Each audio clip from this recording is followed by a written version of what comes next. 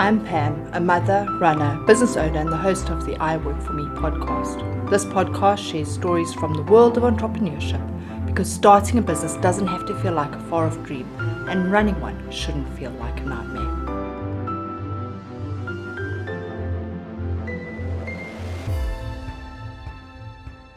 Athi Mbete, entrepreneur, chief fire igniter, talent alchemist, career coach, and a workshop facilitator. Eclectic people magnet and connector, and with determination, she adds versatility to the scene. Welcome to I Work For Me, Athi. Thank you so much for having me, Pam. Right, Athi, I have to start with the first of all questions, and I do this with every episode. What did you want to do or be when you were little? I wanted to be an architect. I was fascinated by buildings, by designs, I was fascinated by the mind of a creator, the mind of a designer. And I always wondered and was curious what goes on in one's mind to conceptualize something that was never there before and bring it into creation and manifestation. So for me, that is what I was fascinated by, the mind of an architect. That's amazing. And with that fascination, did you ever consider going into that area of industry at all? There was not much, and I'll speak from from where I come from. I'm from Umtata, by the way, which is in the Eastern Cape. And there was not much, I would say, role models in a sense, in terms of what I desired to be when I was young. In fact, it was more doctors and entrepreneurs, etc., but not necessarily Black architects that were in my surroundings or I was familiar with as well. So the dream or the idea kind of like dwindled away. And and only now I think it's resurfaced again, but still being fascinated by that mind of conceptualizing, ideation, starting something that was never there before, because I think that's part of being an entrepreneur. As an entrepreneur, you conceptualize, you have a vision, taking what's in your vision, in your mind, and bringing it into manifestation. So I guess all of us, we are architects. We are architects in one sense or the other. We are architects of our lives. We design how we want our lives to be as well. That is so inspiring. And you're so right, because we don't know where we're going when we start. Exactly. And the fact that it is just a creative outlet of who we want to be. Mm-hmm. You've given me exactly. That is awesome. I love that idea. Yeah. I think that that's a really clever way of looking at it. And then you have created your own life, obviously. So what was your very first job? Seeing that it was an architecture, what was your very first job? My very first job, I recall I had a friend that had just moved from Durban in our street. And she was very feisty, very ambitious, and we're in matric, both of us. So one Saturday, we decided to do our CVs, and we woke up very early in the morning and headed to Canal Walk. I think we had about 20 CVs each, and we went into every store, every restaurant, and we handed our CVs to anyone who would want to take our CV at the time. And my first job, I landed my first job as a waitress at the then House of Coffees at the time. And we were making killer money for people who just started. I think it was all about service, passion. People tend to gravitate very easily to people that are excited about life, who are young, who are ambitious. There's a pull that comes through very easily. And we were working super hard from school.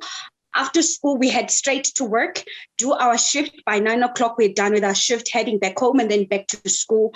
And I did that for about a year until I got my first job, my proper job now, at Foschini as a fashion assistant. But I love the fact that you were prepared to take 20 CVs, that you were quite prepared to have the no's, quite prepared that there were people that would say, we're not interested, and that you actually went that prepared. Well done. Absolutely mind-blowing. And then you started at Foschini, which is fantastic. So as sales, I think we all start in sales at some point or another, don't we? 100%. From being a waitress is completely about sales, because you are wooing people to actually buy more than the coffee that they intended to spend on. So I think that's where I learned my tricks of really trying to bring people on board and getting them excited about what we do, what we have. And people will end up buying more. Lovely. Wow. Okay. So do you think that sales is a skill that we all have to have, or is it a skill that only certain people just have, a talent? I think some people are naturally born with it, Pam. It's an innate gift that's within them. And for some people have to kind of like force it out to come out of them, especially if that's the industry or the space that you intend to play in. You have to pull it out of you. And I believe certainly if you can learn something over time, eventually you've got the ability to master it. For instance, in my case, I'm an extreme introvert. But because I knew that I was coming into entrepreneurship, I had to come out of my shell. I had to get myself out there. I've had to learn to blow my own horn and not wait for people to blow my own horn. I've had to learn to create my own table rather than waiting for people to create tables and platforms for me as well. So these are the things that you sort of like forced to come out of you, because somehow, somewhere, we kind of like have that element in all of us. Absolutely. Wow. Okay, fantastic. And I love the fact that you are 100%. You either have it or you don't, but no matter what, you do need to have it. And where has that taken to you? So you started in a coffee shop, you went to Fashini's. I know you've had a whole range of other jobs. When did you decide to go out on your own? And once you decided, how did that change happen? I think the universe conspired into me being an entrepreneur.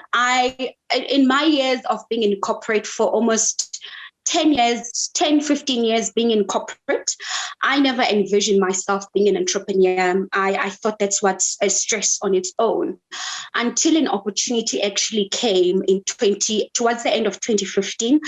My name got mentioned in some platforms. It got mentioned in some rooms, because of the excellence that I do in my work. That is my modus operandi. One of my modus operandi is that you need to signature your work with excellence, or nobody was going to take notes.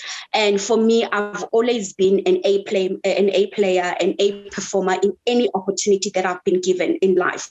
I don't waste anything in life. I maximize every opportunity.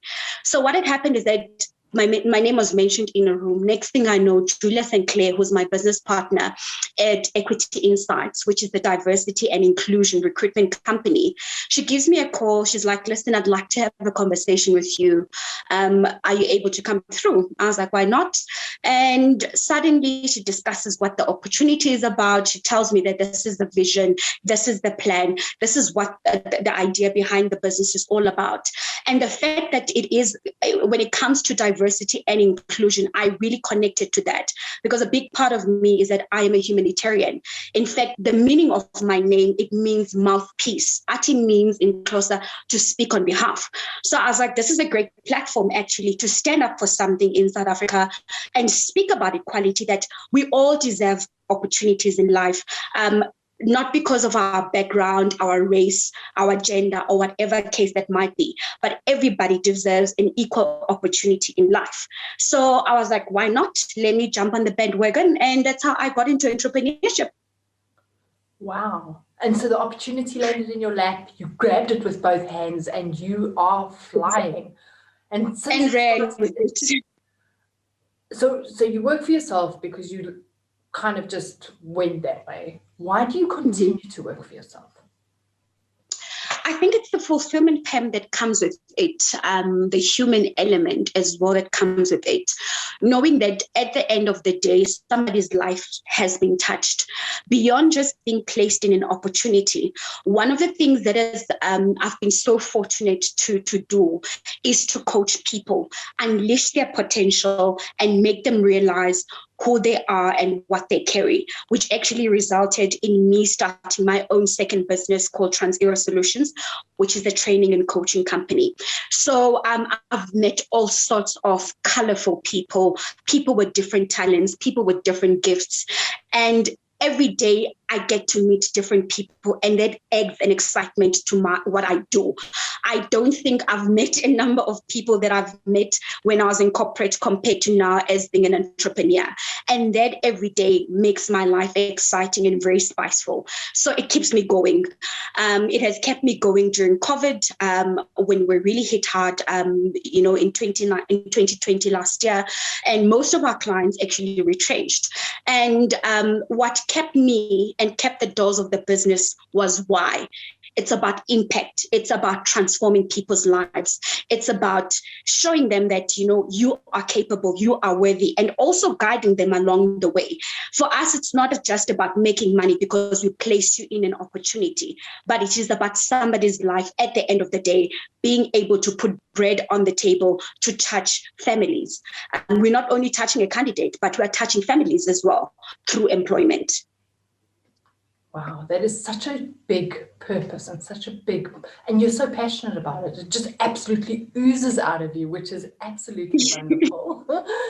So 100%. I think when you do something that you're passionate about, it is effortless. It like you said, it comes out of you very naturally. You don't have to fight. I fully agree. Absolutely. And I'm loving it. I love your energy. I love where we're going.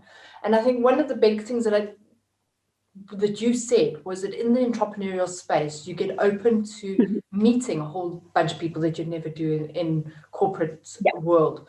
How do you go about finding those people? Obviously, there's a whole bunch of candidates that will approach you to find jobs and that sort of thing.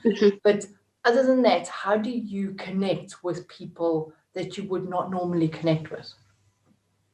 So part of my corporate background experience is that I did business development. I worked for a business development organization, and I got exposed to the power of LinkedIn. And people don't realize how powerful LinkedIn is. It's a very powerful social tool. Most of the clients that I'm working with now currently at Equity Insights and TransEra Solutions, they're from LinkedIn. So I've learned, to be more deliberate and intentional about who I approach on LinkedIn. It teaches me that I've had to be very targeted and very specific. I've looked at the sectors that we want to work in. I've looked at the type of clients that we want to be associated with and aligned with in terms of brand and value as well. And I went into LinkedIn, and that's how I've approached most people. Also, what I've done as well, Pam, is that I've done extensive networking events in Cape Town, an event that I thought it is aligned with what I do. I think that's where we met as well. Yeah. I've been an event person. I network extensively, and that's how I've been privileged to connect with a lot of people across all spectrums. That is fantastic. And it's actually amazing that once you put yourself out there, once you have those focused ideas of what it is that you want to achieve, it does become that much easier. And I think that you almost open yourself up to those opportunities as well. The fact that these opportunities land in your lap, but you have to be open to it. Exactly. Precisely. Okay. It's a mental. When you apply yourself mentally, spiritually, wholeheartedly into something, like I said, the universe will conspire and the right people will come along the way as you are on your journey. Absolutely. And then you've got the two income streams. You've got equity and TransEra. Okay. Are there any other income streams that you have, or just the two? For now, those are the two, and more so also from a consultative work. What I found myself doing as well is that I've been assisting, with the retrenchment that have happened due to COVID. A lot of people are struggling to actually position themselves for the job market. So I've been getting a lot of executives, directors, middle management candidates who are not necessarily on our database, who've reached out to me on LinkedIn, and they were like, we need help in terms of positioning ourselves for the job market. I don't know how to put myself out there. I've never had to look for work. I've always been headhunted. Opportunities always fell on my lap. And so people are struggling to position themselves out there. So what I've been doing is that I help people in terms of CV optimization and LinkedIn optimization as well, job interview coaching as well, which is something that I'm doing additionally on the side as well. As a result, I've been forced to an extent to create and host a career mapping session, which I'm actually hosting this Saturday at the Hotel Sky in Sandton. It's just going to take people through everything, how to position for the market. But one of the big things that we're also dealing with this seminar is helping people to come out of the mental blocks. People have been struggling. They struggle. I mean, I struggled as an entrepreneur with COVID, but I had to be deliberate. And I was like, you need to pull out yourself from this dark place. And it had to take a lot of mental work. So what I've picked up with a lot of talent that is out there are the mental blocks. So we are dealing with those things. Then the strategies to get back in the job market, where to position yourself, which portals to be visible on, etc. So you actually have almost developed a whole new range of work within the workshops and the facilitation of it and that sort of thing. 100%. I think COVID forced us to look at new ways and pivot even the entrepreneurial journey at a different way. You know, if I never thought that I would consult outside of my businesses, but I find myself doing that because you have to adjust. COVID forced us to be very agile and not to stick to one thing. Be open to any opportunity that comes your way and run with it, if that's the case. Yeah. I have to ask you this, and I have to stop saying that I have to ask you because it's obvious that I'm asking questions. But I'm listening to you and you're saying be open to the opportunities. How do you know when the opportunities land? Because I can hear you saying that, but I can also hear all these other people that you're talking about going, how do I find the next job? How do I go to the next level? Where do I go to from here? And the fact is they've got someone like you to come to, which is great. But if an opportunity landed in my lap, how would I know that that was an opportunity? How do you know that this is something I need to pursue? I think when you are at peace and at ease, Pam, it's very important because some opportunities will come your way and you'll feel kind of like an uneasy restlessness, which makes you uncomfortable. For me, I'm somebody who operates a lot by my instinct. And if I've got a burning sort of like sensation in my stomach, I kind of like know that's not it. Even though I may be anxious, for instance, about something, it will be beautiful butterflies that are in my stomach that sort of like signal that, you know, this is exciting, scary and exciting. But if it makes you like, this is not me, it doesn't speak to who I am, it doesn't speak to my morals, my ethics, my values, or sort of where I've envisioned myself. Because you also need to sift between desperation. One must be careful about being too desperate about opportunities and taking for the sake of taking, because you'd end up blaming yourself and actually regretting and not really performing up to par because you took something out of desperation. So it mustn't be, it's a thin line, if I can say, of how you identify that. It must sit easily inside of you. Wow. You don't make it easy, do you? And here we are hoping that you give us a paint by numbers opportunity. This is how you do it. But I can understand what you're saying. It's that thin line of whether that feeling in the pit of your stomach is one of anxiety and anxiousness versus the opportunity that is so exciting. And I get that 100%. That's absolutely wonderful. So now you've got all these opportunities and you're absolutely flying and you're doing wonderfully. How do you make sure that you continually carry on that way? Do you set goals? Do you have a focus on what to do next? Okay, most certainly. I think one of the things that I picked up from my business partner, Julia, when we started Equity Insights was that we had a plan. We didn't just go into business without no plan, even when we started now fully operating in 2016. I recall our first meeting, we took ourselves out of the office and we went to the 12 Apostles and booked a conference room, like a boardroom. And I think also when you are in a beautiful space, it's sort of like influences you and inspires you to think big. And you be like, you know what, I want to be here. I want to come often. And you know how 12 Apostle is. And you're like, you know what, every quarter we're going to come here and do our meetings. So we set out a yearly plan for the business. We set out yearly targets. We set out objectives that we needed to achieve as a business in terms of which clients do we want to work with? Which sectors do we want to operate in? What is our brand strategy? What is our brand identity? If we're saying that we're advocates and champions of diversity and inclusion, how do we want to position ourselves out there?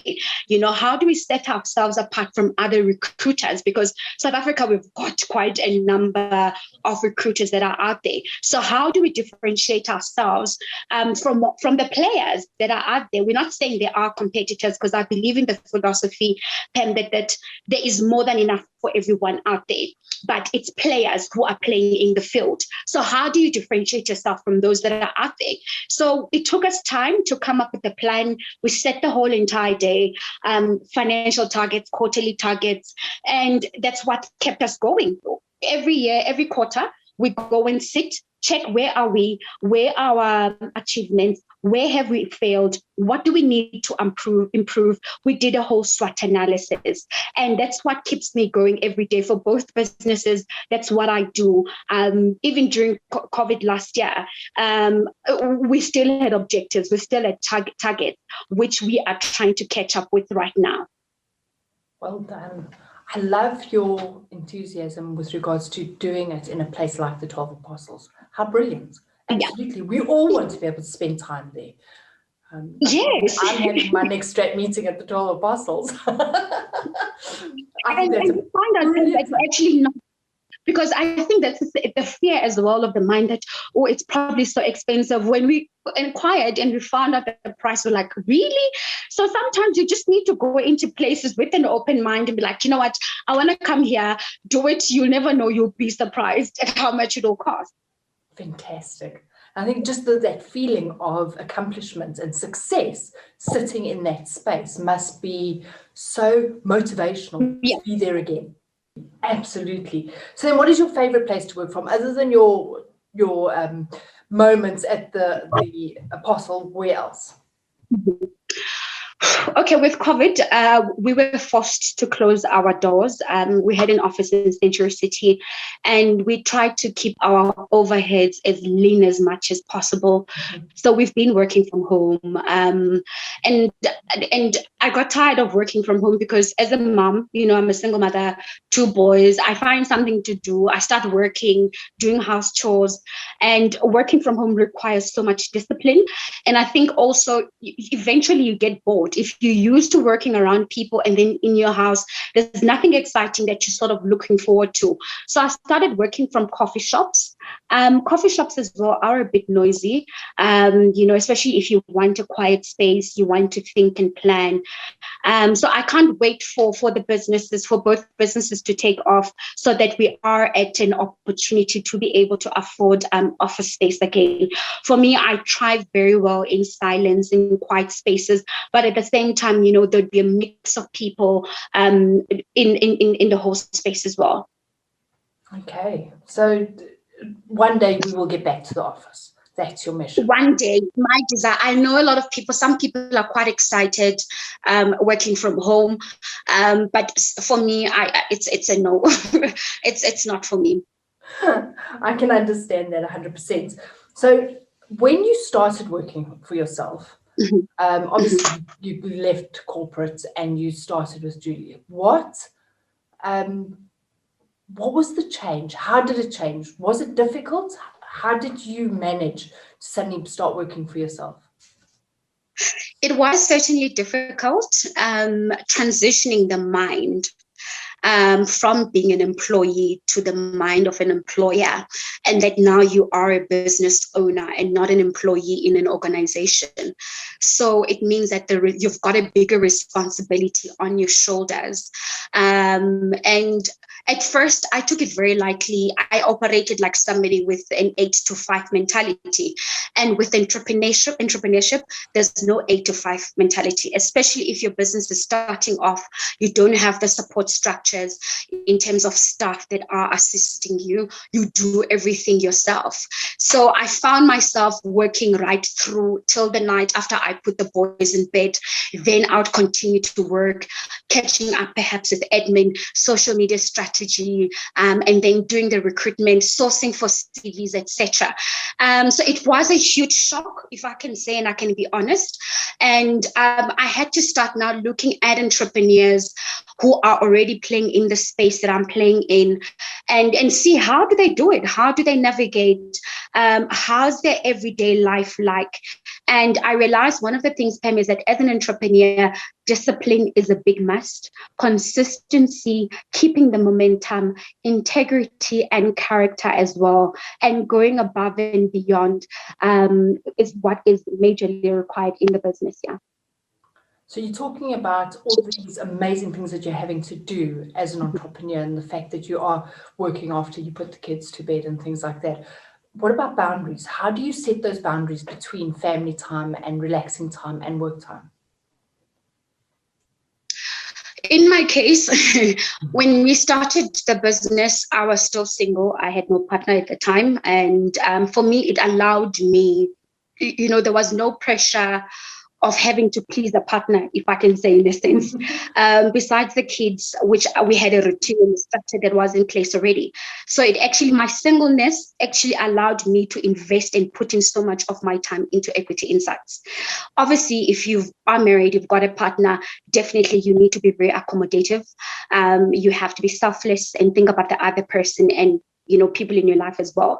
So you certainly you have to set those boundaries in place. But in my case, if I can say, I was very fortunate because of singleness. And so which means that every free time that I had, I lived, I breathed equity insights.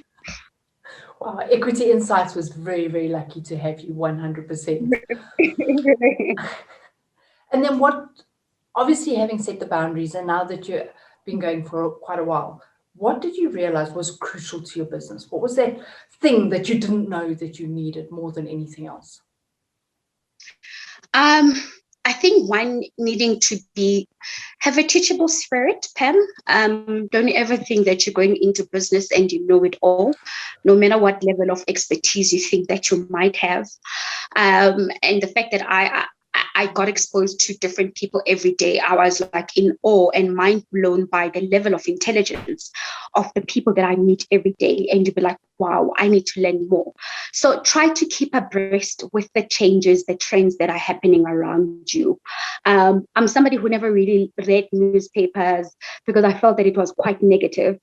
I'm somebody who's very sensitive about things, but I've had to go above and beyond that in order for me to keep up with the current trends, the current changes that are happening, because it affects the industry I'm operating in. It affects my business as an entrepreneur as well. So be open to learning, go above and beyond what you're normally doing. I think that's what I can say. Yeah. That's amazing. I love the fact that you want to be open to learning. I think we all need to be open to learning. The minute you stop learning, you stop growing. Yeah, you become redundant. And with the technology, like for instance, technology is not really my huge strength. I've had to learn to design posters on Canva, use tools that are out there. I've had to learn to come up with content. I've had to learn to write our business plans. I've had to learn to research what's out there. So you need to sort of like master every area in your business as an entrepreneur, even though you still have the ability to delegate and instruct, but kind of know everything that is going on in your business, including finance. I mean, I studied finance, I did auditing, but I hated everything to do with finance. But I needed to know the numbers. Where are we now? Where are we lacking? Where are we spending a lot in order to ensure that we're running a tight ship? That's brilliant. Absolutely amazing. And then with that, what is your one hack? So you've figured out that you need to learn everything, but what is the one thing that makes your life so much easier? The hack, the app, the tool that makes your life easier in business? So with our with Equity Insights, a recruitment company, we had somebody design an in-house CRM system which does everything for us, from onboarding a candidate on our systems, taking them through the recruitment process. They do practically everything online. We do video interviews. We don't have to see people anymore physically, even though I enjoy face-to-face engagement. And yeah, we've tried to keep everything online to make our lives much more easier. Yeah. Is that a hack that you've created because of COVID, or was that before COVID? Before COVID, actually, before COVID, we actually designed that before COVID, and we had it up and running before then. So it does everything: the automated emailing, welcome on board onto our system, upload your stuff, and all of that. So it's been such a game changer and saves us a lot of time, because in recruitment, time is money. The quickest recruiter who gets to the ideal candidate that the client is looking for, you need to invest your time in that rather than doing the nitty-gritty stuff. That's fantastic. That is such an eye-opener. And the fact that you were so forward-thinking to have it done before COVID hit meant that you almost just carried on business as usual, in spite of the wobbles. I mean, it's just, that is mind-blowing. Well done to that. That's absolutely fantastic. Thank you. So, Athi, what terrifies you most about running your own business? It's the fear of failure. And, the fear that the success of the business, people's salaries are dependent upon you, including my salary as well. And I wish somebody had warned me that, failure comes with the territory of being an entrepreneur. Because in my head, I'd sort of envisioned that everything would be smooth riding, in a sense. And I didn't know that it is by trial and error. I've learned my biggest lessons from my failures. And today I embrace failure. I embrace where I've gone wrong. I sit and I reflect and I introspect as well. What could have I done better? What could have I done better to ensure that, whatever particular situation could have not occurred? And some things are inevitable, like COVID. Many of us, I believe, as entrepreneurs, we were not ready for it. And especially as small scaling businesses, we didn't have enough monies to keep us afloat, in a sense. So those things are inevitable, but the main important thing is teaching yourself to rise up again from that place of failure, which is the most difficult part for most people. I mean, for myself personally as well, but I've had to teach myself to come out of that dark space and be deliberate and intentional about it, not to sit and have a pity party, because life continues and life goes on as well. Yeah. Yes, that not to have a pity party, and that we do need to get up. Yes. There's nothing wrong in crying. Yeah, there's nothing wrong in crying. If you cry for a little while, but you need to get back on the bandwagon and run again with it. Yeah, absolutely. Because you need to also, as you say, with the crying comes the assessment of where did I fail? Yeah. How do I get back on without so much fear? Mm-hmm. But yeah, no, I get that. That fear of failure, I think, is a big one for most people. Exactly. And when you cry, it clears away all the bitterness, it clears away all the anger or resentment that you might have had towards yourself. Like in my case, I'm a perfectionist and I am very hard on myself. So crying is actually therapeutic in a sense, to actually release and just clear your spirit, clear your soul and your energies, so that the right things can begin to come into you again. Fantastic. I love that. That cleansing. Brilliant. I have to ask, would you ever go back to employment? Would you ever go back to working for a boss? The thought and the opportunities, Pam, have actually, I've had a couple that have come through. I'm not going to lie. And the idea of going back to corporate, I speak as a single mother, have really come into mind, considering the idea of going back to corporate. Both businesses are still starting to pick up with the market starting to open up, the economy opening up. Things are gradually picking up. The excitement that I had about both brands is still there, and I have much more reason to push than before now. But at the same time, all I'm going to say, Pam, as well, is that I'm open. You never know. One thing life has taught me is that you can never say never, in a sense. So I'll just leave it like that. I'm open to life, where life leads and directs me at this point in time. Yes, it is tough having carried a vision and birthed a baby and having to sort of like let go of it because of necessities, because of important major needs that need to be taken care of right now from a financial perspective. However, certain things need to be done in order to ensure your survival and livelihood as well. So it's a case that I believe it varies per person, yeah. And as you said earlier, you have to be open for those opportunities, whatever they are. Be open. Yeah.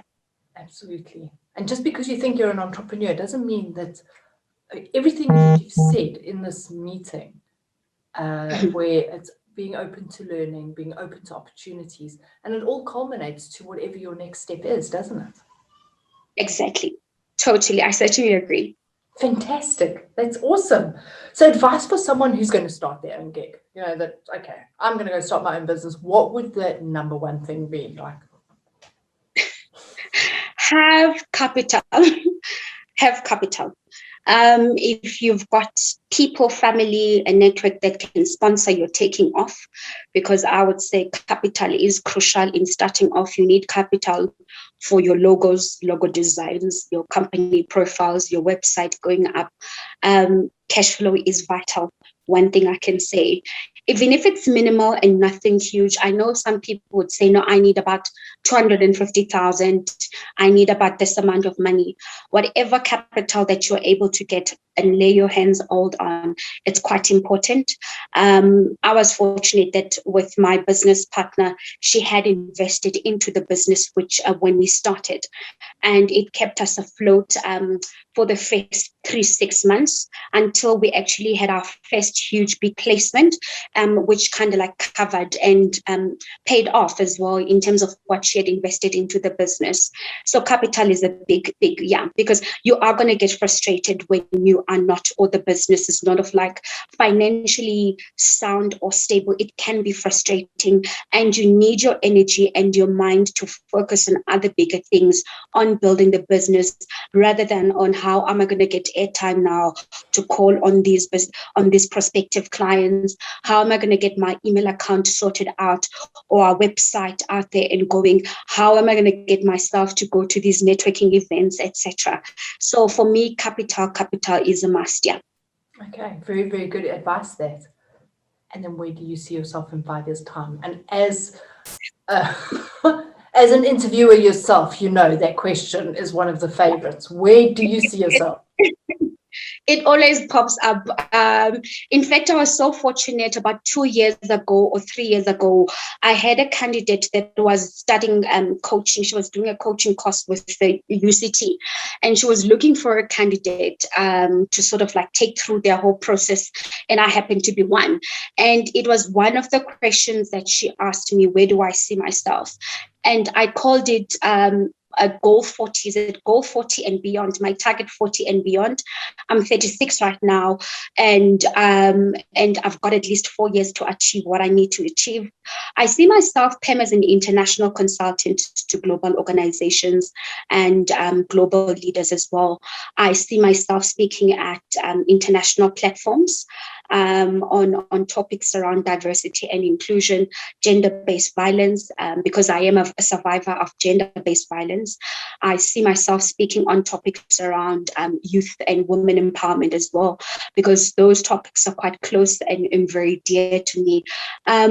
For me, in a nutshell, anything that has to do with people inspiring, impacting, transforming, and motivating people, that is where you will find me in the next 5 years. And hopefully in government as well. I come from a political background. My family And I certainly see myself in the political arena. How I will enter into it, I don't know. But like I said, for me, I'm an advocate when it comes to people. I'm all for people's rights. I'm all for speaking for people who don't have a voice for themselves. So that's where I would be. And you've put it out there. So now you just need to be open to the opportunity. How amazing. And it's a matter of manifestation. It's been out there for the past over 2 years now. And I've got about 4 more years for that to manifest, yes. That's fantastic. So 4 years, here we go. We're working on 4 years. Global platforms, government. I'm going to book it in my diary. In 4 years' time, we'll be re-interviewing you once you've achieved your goal of 40. Yeah. Yes. Awesome. Fantastic. In closing, what do you love most about working for yourself? What do you love most about your business? What is it that drives you to continue? Once again, Pam, for me, I would say it's the people. For me, my big words: impact, transformation.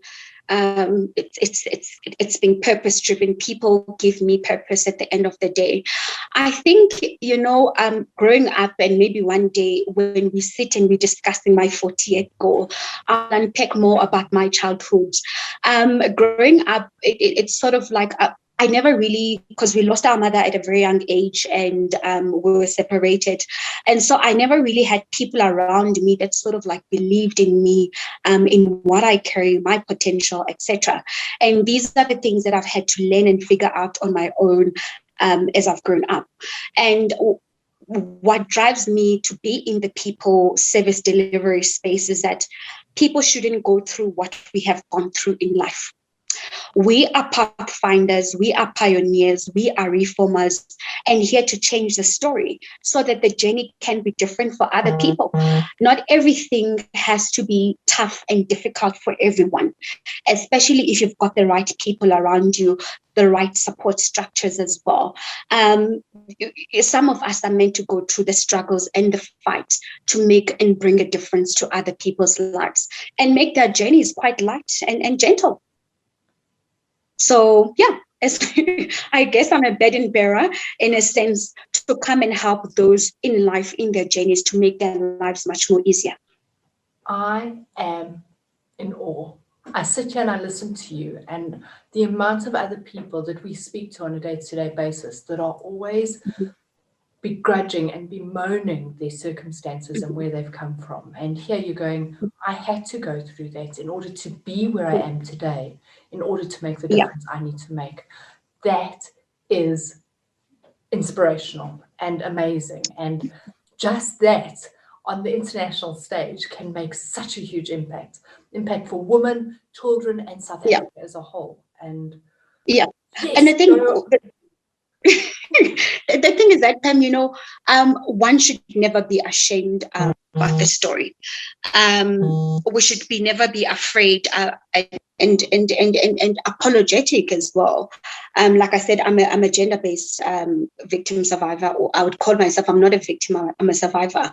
I was raped, I was molested at the age of 7 years old.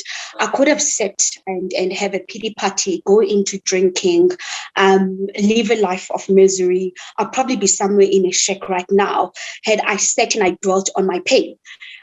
What I did is that I used my pain and I've transformed my pain into a fuel. And it's the pain that actually propels me in life and drive me and say that I want a better ending. Yes, my start might have been poor, but my finishing certainly, because I'm in charge now. I'm in charge of life. Yes, something happened when I was young and I was not in control, but now I'm in charge. I'm the captain of my ship. And so therefore I need to make sure that the ending of my story, my legacy, is a beautiful ending.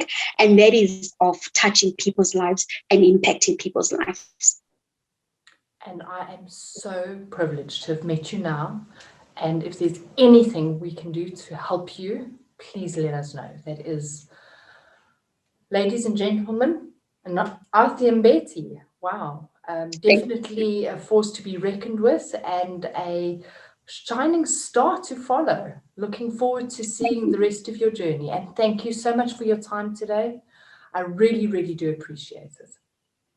I greatly appreciate it. I'm totally humbled, Pam, and I wish you all the success with this platform. I know it's going places. You've just started, but certainly because you are open to the opportunity, the right woman with the right message, the right voice are going to come through on this platform, and their stories as well will be told, because I believe everybody's story deserves to be told. Absolutely. Thank you so much, Athi, and you have a super day. You too. Have a blessed one. Thank you, Pam.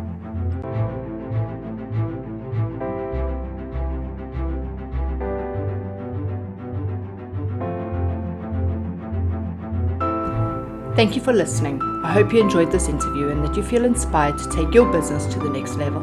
Please subscribe for more, connect with me and the community online at I Work For Me, and head over to the website for interesting reads and resources. If you like, you can support the team by buying them a coffee. Until next time, keep up the grind.